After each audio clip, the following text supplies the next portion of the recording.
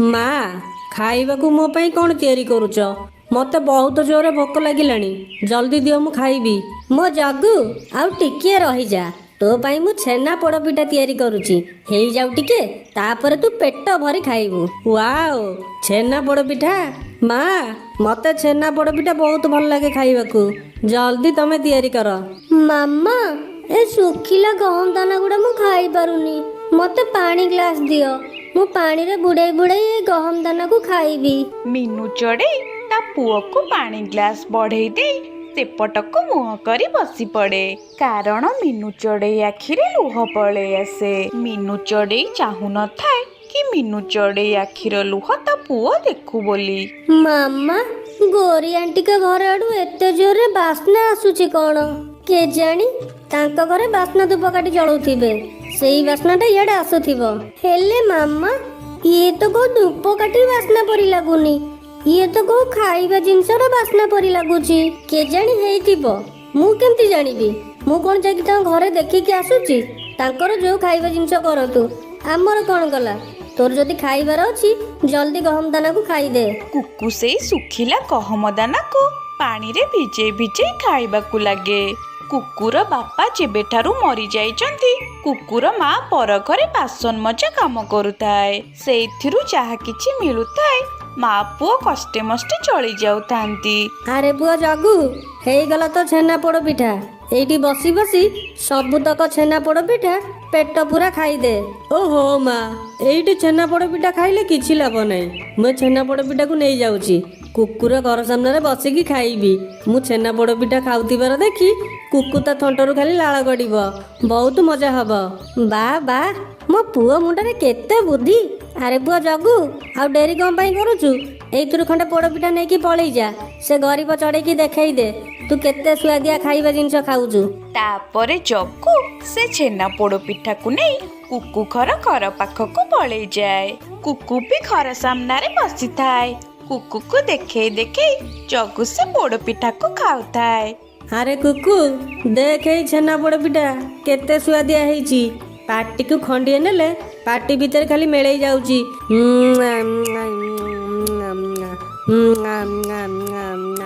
ଜଗୁ, ସେଇଥିପାଇଁ ବୋଧେ ତମ ଘର ଆଡୁ ଟିକେ ପୂର୍ବରୁ ଏତେ ଜୋରରେ ବାସ୍ନା ଆସୁଥିଲା। ମୁଁ ମୋ ମାମାକୁ ପଚାରିଲି, ମୋ ମାମା କହିଲେ ଜାଣିନାହାନ୍ତି ବୋଲି। ଜଗୁ, ଏଇ ଛେନା ପୋଡ଼ପିଠା ବହୁତ ସ୍ୱାଦିଷ୍ଟ ଲାଗୁଥିବ ନା? ଆରେ କୁକୁ, ତୁ ତ ଗୋଟେ ଗରିବ ଛୁଆ, ତୁ ଏ ଛେନା ପୋଡ଼ପିଠାର ସ୍ୱାଦ କୋଉଠୁ ଜାଣିବୁ? ମୋ ମା ସବୁଦିନ ମୋ ପାଇଁ ଏମିତି ଛେନା ପୋଡ଼ପିଠା ତିଆରି କରୁଛି, ଆଉ ମୁଁ ଖାଉଛି। ଆମ ପାଖରେ ଏବେ ତ ପଇସା ନାହିଁ, ଯେବେ ଆମ ପାଖରେ ପଇସା ହେଇଯିବ ମୋ ମାମାଙ୍କୁ ମୁଁ କହିବି ଏମିତିଆ ଛେନା ପୋଡ଼ପିଠା ତିଆରି କରିକି ମତେ ଖାଇବା ପାଇଁ ଦେବେ। ଆରେ କୁକୁ, ତମ ପାଖରେ କେବେ ପଇସା ହବନି କି ତୁ ଏମିତିଆ ଛେନା ପୋଡ଼ପିଠା କେବେ ବି ଖାଇପାରିବୁନି।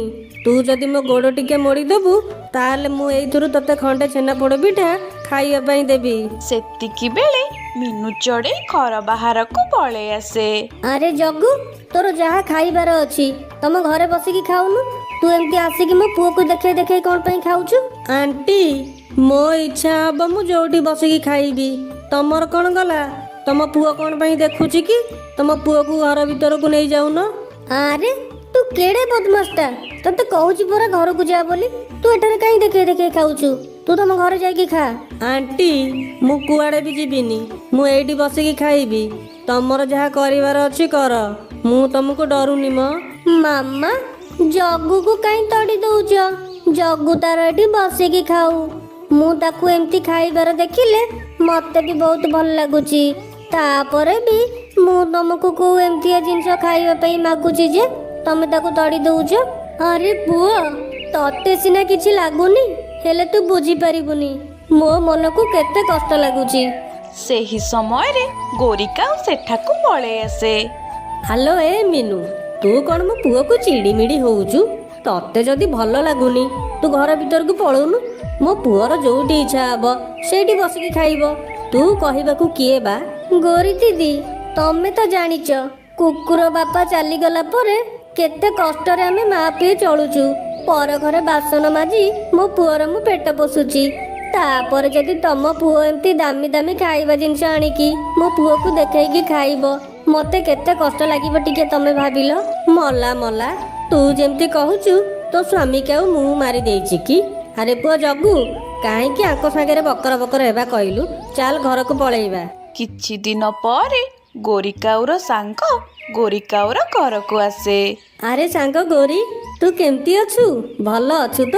ମୁଁ ତୋ ପାଖକୁ କେବେଠାରୁ ବାହାରିଲିଣି ଆସିବି ବୋଲି, ହେଲେ କ'ଣ କରିବି କହିଲୁ? ଘରେ ଏତେ ଗୁଡ଼ାଏ କାମ, ସେ କାମ ସାରୁ ସାରୁ ଆଉ ସମୟ ମିଳୁନି।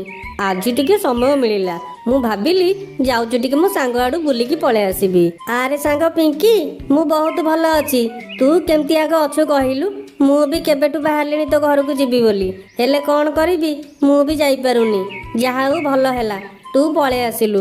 ଏଇଠି ଟିକେ ରହ, ମୁଁ ତୋ ପାଇଁ ସରବତ ଗ୍ଲାସ ନେଇ ଆସୁଛି। ଆଲୋ ସାଙ୍ଗ, ଏଇ ଶୀତ ଦିନେ ସରବତ ଗୁଡ଼ା କିଏ ପିଇବ କହିଲୁ? ଆଉ ଟିକେ ଯାଉ ଗରମ ଚାହା ଟିକେ କରିକି ନେଇ ଆସିବୁ, ତୋର ମୋର ବସିକି ପିଇବା। ଆଚ୍ଛା ସାଙ୍ଗ, ତତେ ଗୋଟେ କଥା ପଚାରିବାର ଅଛି। ମୁଁ ତୋ ଘରକୁ ଆସୁଥିଲା ବେଳେ ତୋ ଘର ପାଖରେ ଦେଖିଲି ଗୋଟେ ଭଙ୍ଗା ଝୁମ୍ପୁଡ଼ି ଘରଟିଏ ଅଛି। ସେ ଝୁମ୍ପୁଡ଼ି ଘରଟା କାହାର କିଲୋ? ଆରେ ସାଙ୍ଗ, ସେଟା ସେଇ ମିନୁ ପୋଡ଼ାମୁହିଁର ଘର ପରା। ତା ସ୍ୱାମୀ ମରିଗଲା ପରେ ସେ ଘରଟାକୁ ଟିକେ ମରାମତି ବି କରିପାରୁନି। ଦେଖୁନୁ କେମିତି ଖଣ୍ଡିଆ ଖାବରା ହେଇକି ପଡ଼ିଛି ତା ଘରଟା। ଆଲୋ ସାଙ୍ଗ, ତୁ ଯେତେ ଜଲ୍ଦି ପାରୁଛୁ ସେ ମିନୁକୁ ଏଠାରୁ ତଡ଼ି ଦେ। ଆଉ କେଇଟା ବର୍ଷ ପରେ ତୋ ପୁଅର ବାହାଘର ତୁ କରିବୁ ପରା। ତୋ ଘର ପାଖରେ ଏମିତିଆ ଝୁମ୍ପୁଡ଼ି ଘର ଯଦି ରହିବ, ତୋ ପୁଅ ପାଇଁ କ'ଣ କୋଉଠୁ ପ୍ରସ୍ତାବ ଆସିବ? ଆଲୋ ହଁ ଲୋ ସାଙ୍ଗ, ତୁ ଠିକ୍ କହୁଛୁ। ଆଜି ମୋ ସ୍ୱାମୀ ଆସନ୍ତୁ, ତାଙ୍କୁ କହିକି ସେ ମିନୁକୁ ଏଠାରୁ ମୁଁ ତଡ଼ିଦେବି। ସନ୍ଧ୍ୟା ହେଇଯାଏ, କାଳୁକାଉ ଘରକୁ ଫେରେ। ଆଲୋ ଗୌରୀ, ମୁଁ ଶୁଣୁଛି ତୁ ମିନୁ ସହିତ ଆଜି କ'ଣ ଝଗଡ଼ା କରିଛୁ? ତାକୁ ରାଗରେ ମାରିବୁନି କେବେ, ନହେଲେ ତ ମାଡ଼ ଖାଇକି ସେ କୋଉଦିନ ମରିଯିବ। ହେଇଟି କାଳୁ, ମୁଁ ତାକୁ କ'ଣ ପାଇଁ ବାଡ଼େଇବି ମ?